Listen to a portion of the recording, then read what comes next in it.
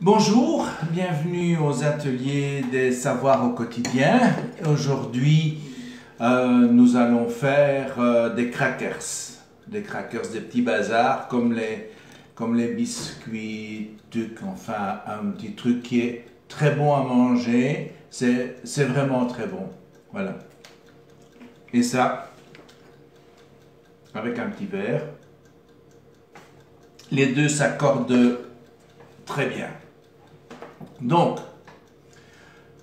pour faire ce petit biscuit salé, ce petit apéro, ce petit zac, c'est très facile à faire.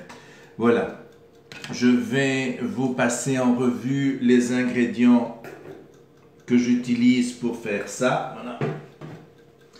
Donc, je vous ai mis une recette, sur la page Facebook.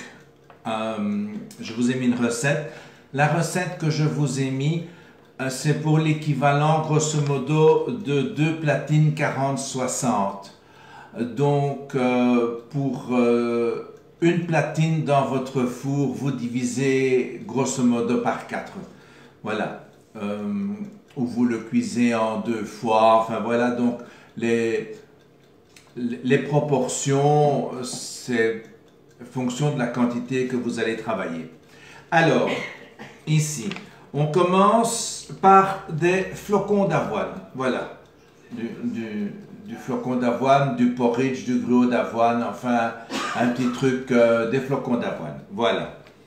Alors, on part après ça. Ici, il y a 30 grammes. Donc, je fais l'équivalent d'une platine 40-60 ou 2 platines dans un petit four ménager. Alors, il y a 30 grammes de graines de tournesol. Voilà, ça s'achète un petit peu partout, en vrac de préférence. Voilà, donc des graines de tournesol. Alors, il y a 30 grammes de graines de sésame.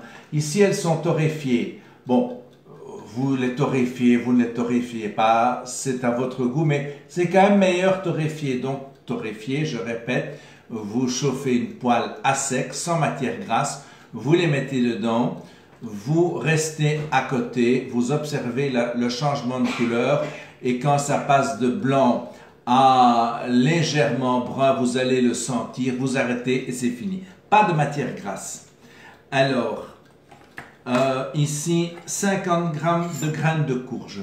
Ça, c'est extrêmement important. Pour moi, ça, c'est le petit secret parce que j'ai déjà fait beaucoup de crackers, j'ai déjà fait beaucoup de ratages.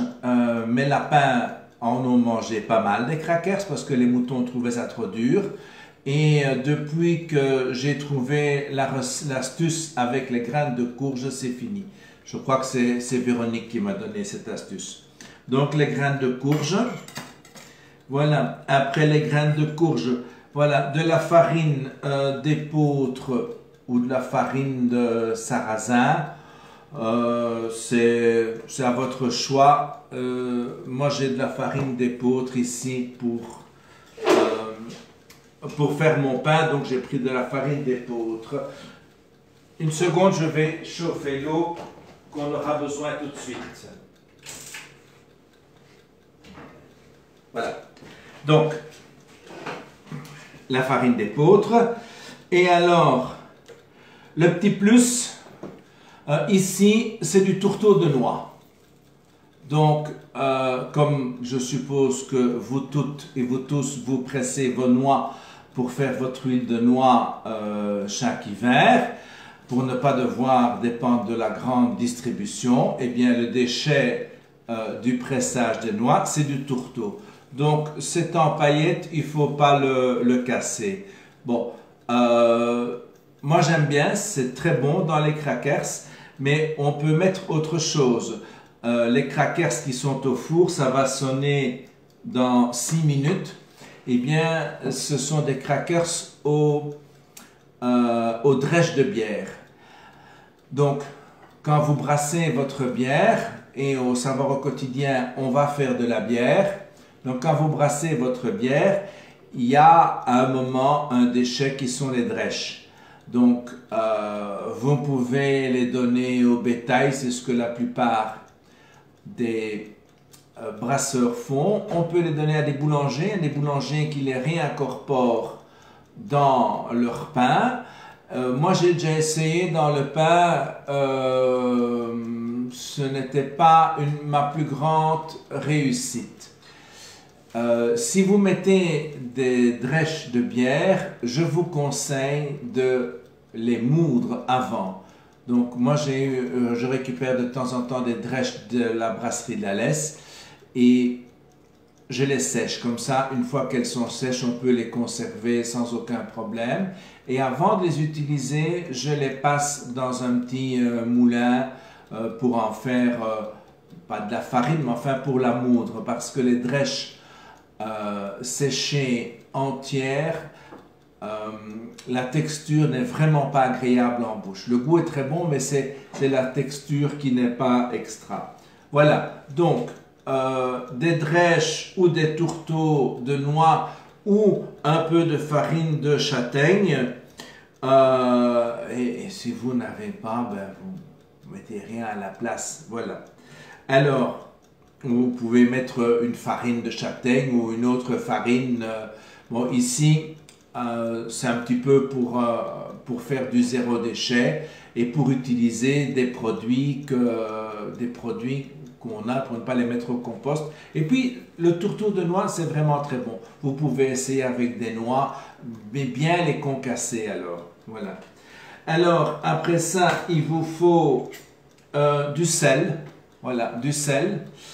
Et la dose de sel, c'est à calculer.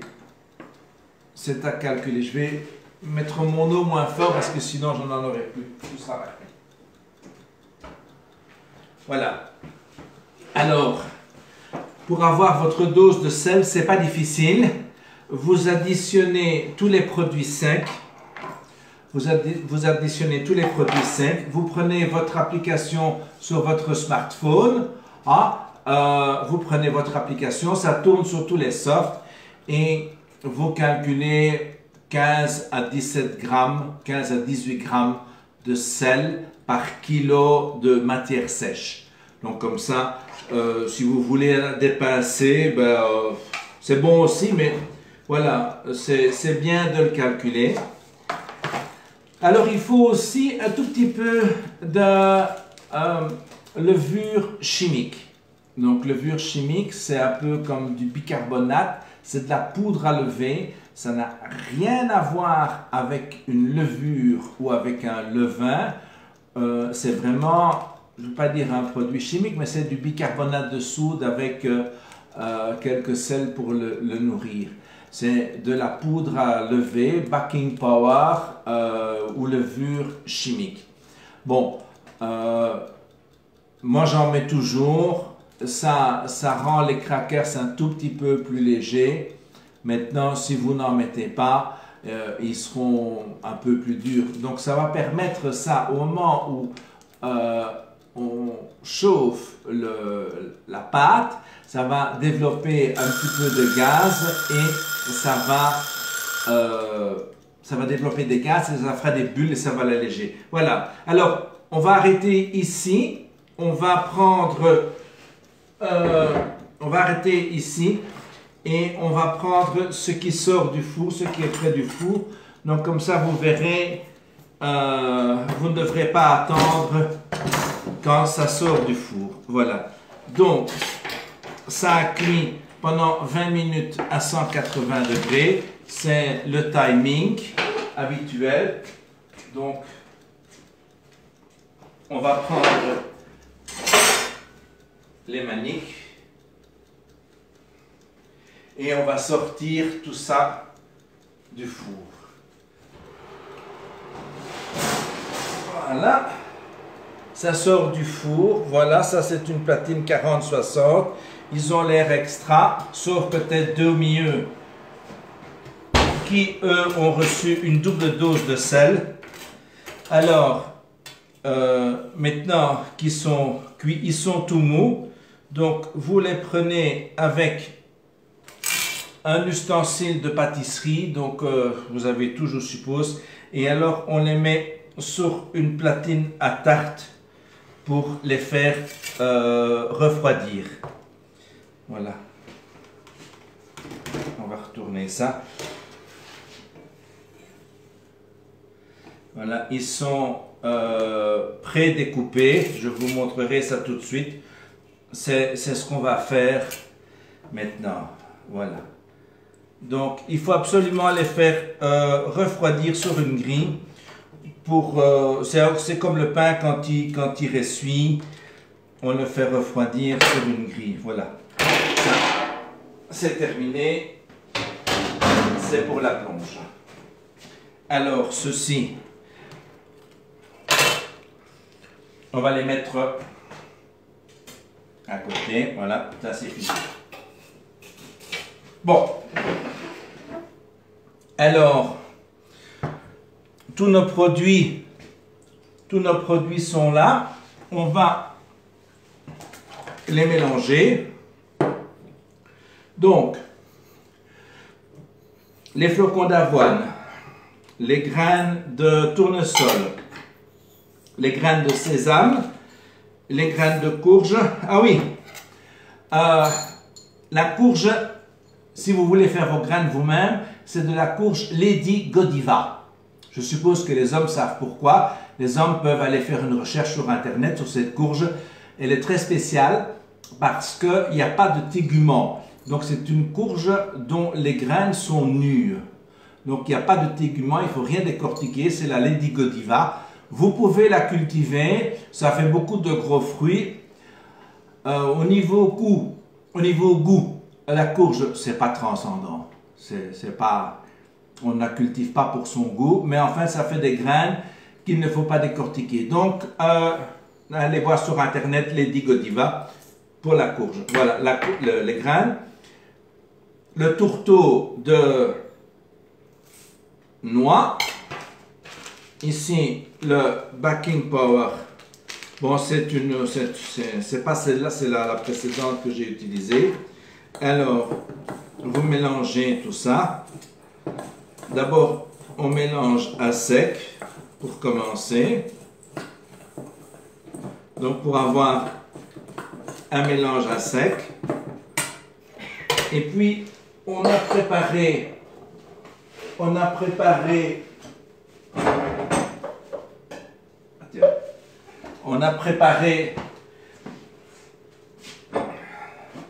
50 g d'huile d'olive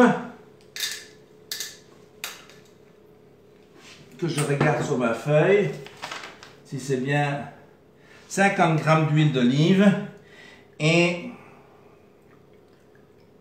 140 ml ou 140 g d'eau qui sont en train de bouillir. C'est pour ça que je les fais bouillir là tout de suite. Elle est ici, elle est toute chaude.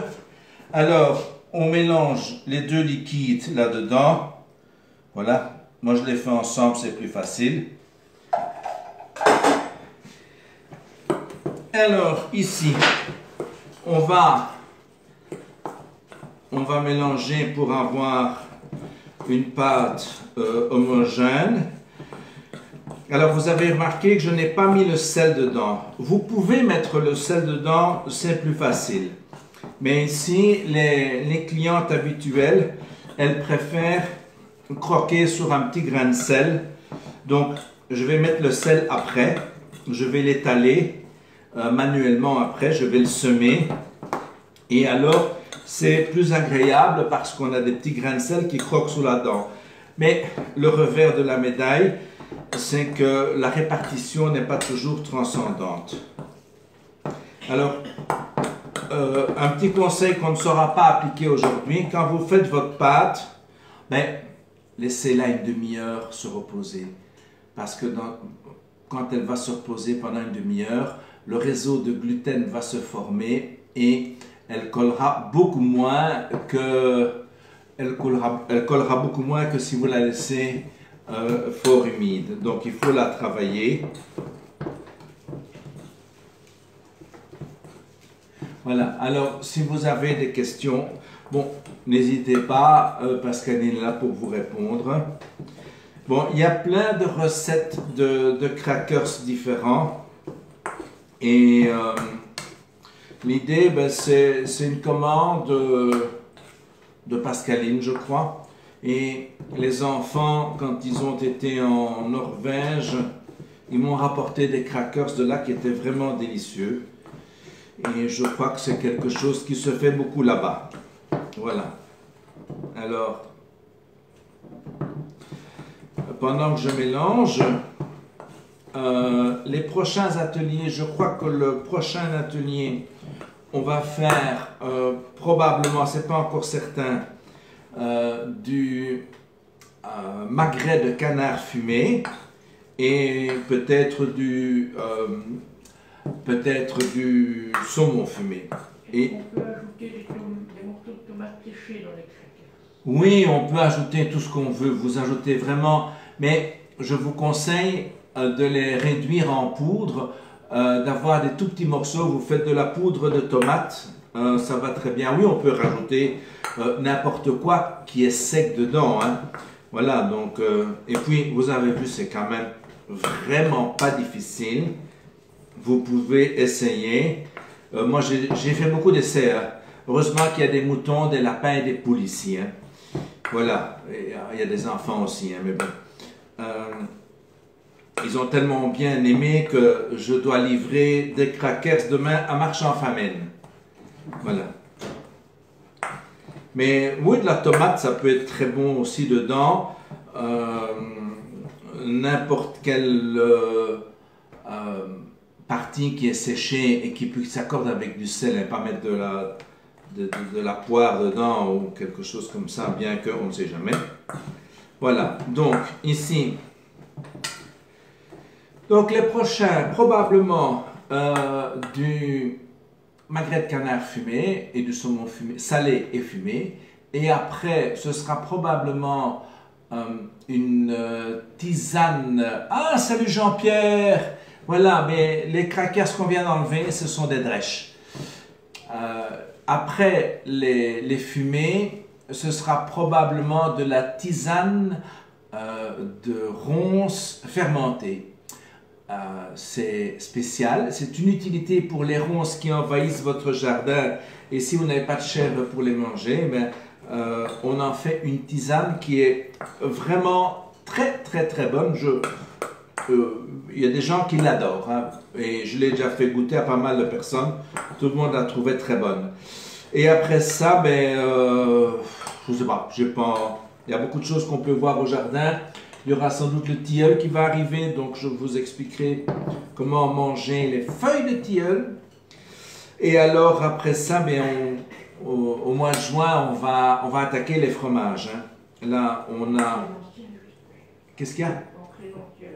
J'espère que ce sera en présentiel, hein, parce que j'ai déjà réservé la fromagère. On va faire du chèvre, on va faire de la tome et j'espère que ce sera en présentiel.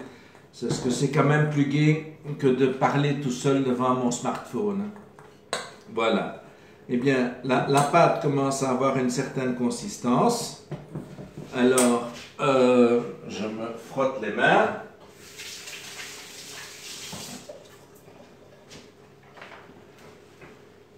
Voilà. Et alors, on va étaler la pâte sur... moi, j'ai un style pâte ici, parce que, voilà, c'est un peu plus zéro déchet que d'utiliser tout le temps du papier de cuisson. Ça, voilà. Donc, on prend un style pâte.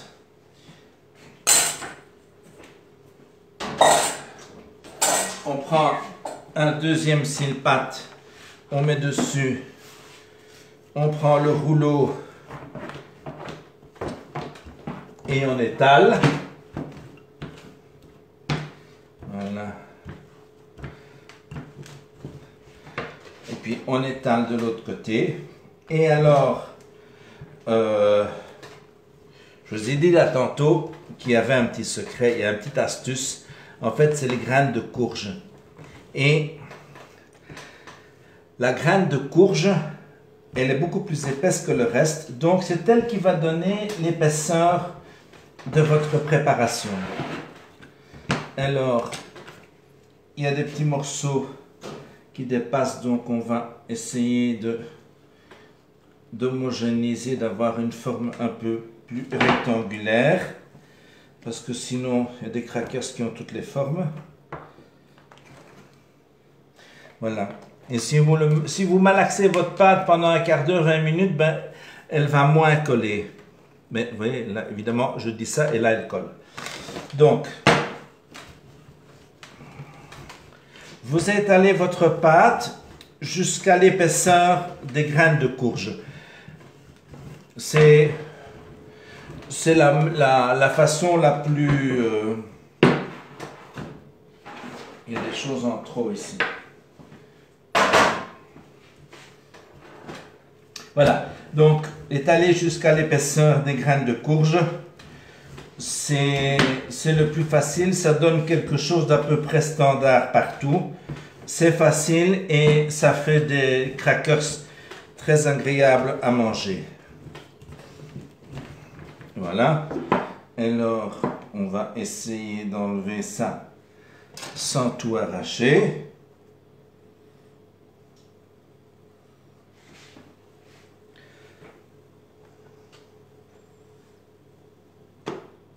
Voilà. Maintenant, vous pouvez, ça va tout aussi bien avec un papier cuisson. Hein. Voilà. Donc, vous avez votre platine. Alors, il y a plusieurs outils qui peuvent le faire. Le couteau, le truc à pizza, ou alors ça.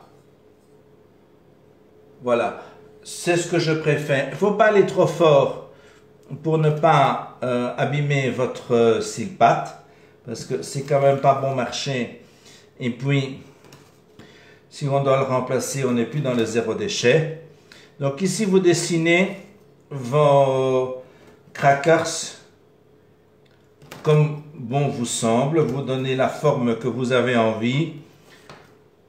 Vous pouvez aussi prendre un petit rond et le découper.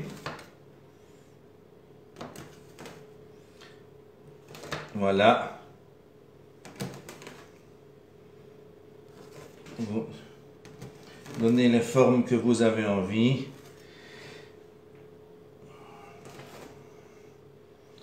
Alors, voilà, c'est presque fini. Moi, je fais des longs qui rentrent dans les boîtes. Et c'est vraiment très bon. Les enfants adorent. Voilà.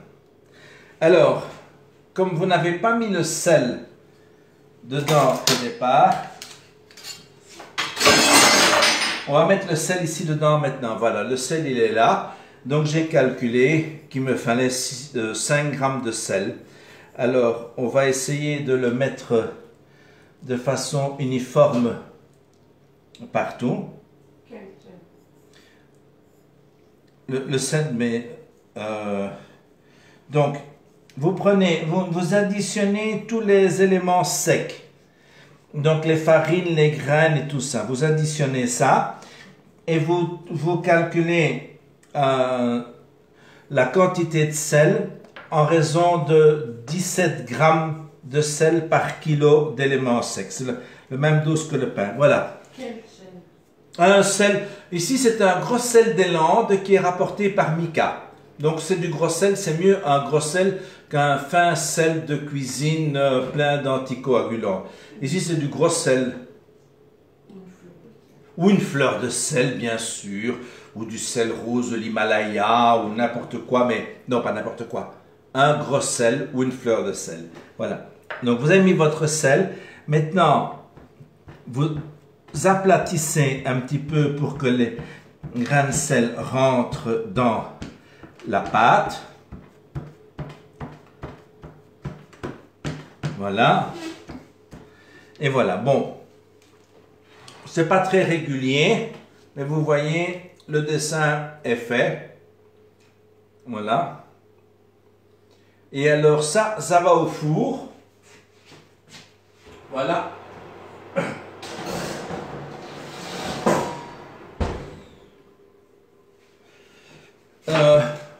180 degrés, 20 minutes. Et voilà, c'est fini. Alors, ceux qu'on a fait là tout de suite, voilà. Ceux qu'on a fait là tout de suite, ils sont là. Alors, si vous voulez prendre quelques kilos comme moi, eh bien, tous ceux qui n'ont pas une belle forme, vous les mangez. C'est irrésistible. Voilà. Alors,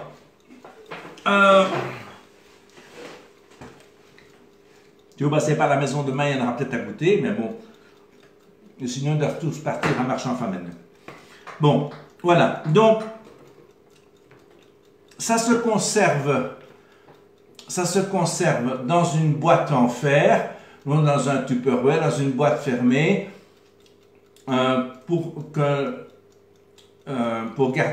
les garder au sec. Parce que si vous les mettez chauds dans une boîte, et vous fermez la boîte, parce que sinon, avec l'humidité de l'air ambiant, ils vont se ramollir. Et ça ne tient jamais très longtemps. Hein. Voilà. Non, moi je ne les mets pas quand ils sont très chauds, mais je les mets quand ils sont refroidis. Mais je les mets assez rapidement dans une boîte pour ne pas qu'ils aient le temps de prendre toute l'humidité de la pièce avant de les stocker. Voilà. Donc, si vous avez encore des questions, ben, on y répondra par écrit. Voilà, merci de m'avoir écouté, bonne soirée et à la semaine prochaine.